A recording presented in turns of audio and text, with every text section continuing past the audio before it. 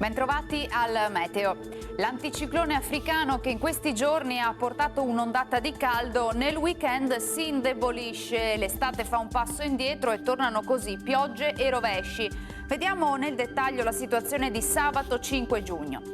Sul Veneto avremo un ampio soleggiamento, anche se a tratti il cielo tenderà a coprirsi, localmente anche con molte nubi. Nel corso del pomeriggio qualche temporale sulle zone montane e pedemontane. Entro sera saranno possibili degli acquazzoni anche sulle pianure circostanti.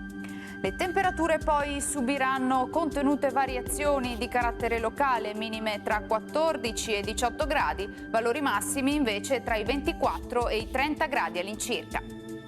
Ci spostiamo ora sul Friuli Venezia Giulia, dove avremo la stessa situazione, tanto sole inizialmente, ma anche in questo caso a seguire avremo piogge sui rilievi.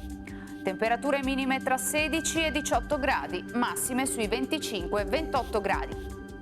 Infine ci spostiamo sul Trentino Alto Adige, spiccata instabilità con precipitazioni diffuse, vedete, alternate a momenti un po' più asciutti. Temperature minime intorno ai 15 gradi, massime sui 28 all'incirca. Dal meteo per ora è tutto, vi auguro come sempre un buon proseguimento in compagnia di Antenna 3.